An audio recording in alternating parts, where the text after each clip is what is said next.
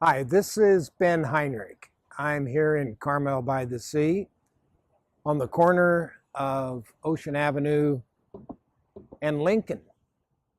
We're bringing to you the first of our series of great walking tours in Carmel-by-the-Sea.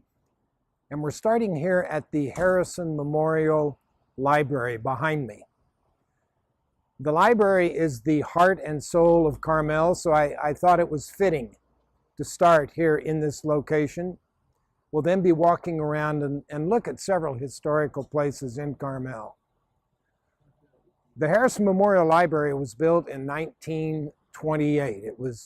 The architect was Bernard Maybeck, really a world-famous architect located here in California. It was built by the iconic and historic M.J. Murphy, who built most of the buildings here in Carmel-by-the-Sea. And there was a large bequest from Ella Reed Harrison in memory of her husband, Ralph Chandler Harrison, who was at the time, the Chief Justice of the California Supreme Court. The Harrison Memorial Library represents a very historic center of Carmel. This is where the community comes together, and it is absolutely a beautiful building representing the finest of Carmel-by-the-Sea. This beautiful blue window here at the Harrison Memorial Library lets all the light in. You can see the spaces inside, and down at the bottom right there is a statue. That is a life-size replica of Father Junipero, who was the founder of the Carmel Mission here in Carmel-by-the-Sea. We've now walked across the street from the Pine Inn Hotel, and we're in front of what is known as the Carmel Bay Company.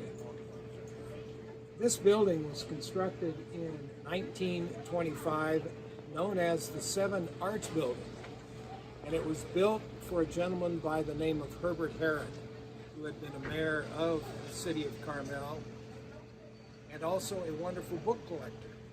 He wanted a building for his books, and this is what we have. Interestingly, in 1976, his granddaughter, Patty Skolin, created the Carmel Bay Company along with 3 partners, and it has been an absolutely Carmel-by-the-Sea wonderful store since that time. We just walked down Lincoln from the Seven Arts Building, the Carmel Bay Company, and we're standing in front of the Cypress Inn Hotel.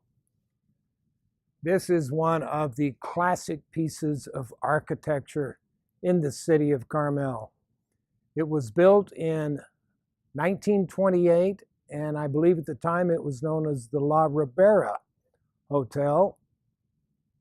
But its recent claim to fame is Doris Day is one of the partners here at the Cypress Inn Hotel, and that means this is dog heaven. If you go inside into the bar, you're going to see absolutely the most interesting sight. You're going to see big dogs, little dogs, all looking at each other while their owners have something to eat or have a cocktail. It's a fabulous place, just beautiful. We are now here inside the Cypress Inn Hotel. Beautiful living room. They have a fire going today.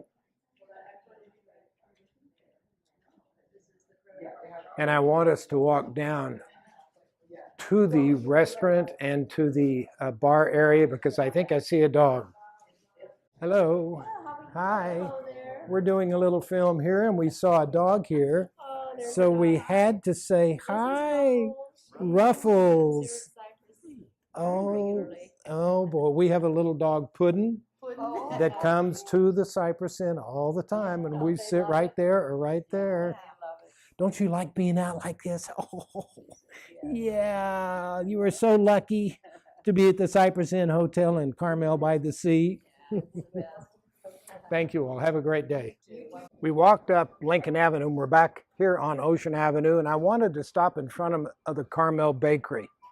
This is one of the original buildings on Ocean Avenue. And it was built in 1904 and has been a bakery ever since. So when you're in Carmel-by-the-Sea and you want something that really tastes good, a good latte, the Carmel Bakery is a place to come. Plus, you'll be in one of the most historic bakeries anywhere. We are now at the corner of Ocean Avenue and Junipero. Back in 1900, two gentlemen by the name of Frank Devendorf and Frank Powers founded Carmel-by-the-Sea. They were both from San Francisco. They knew that most of the cities in California had what is known as a central plaza. And so they dreamed of a central plaza here for Carmel-by-the-Sea. So Frank Devendorf donated this ground, which has become the Devendorf Park.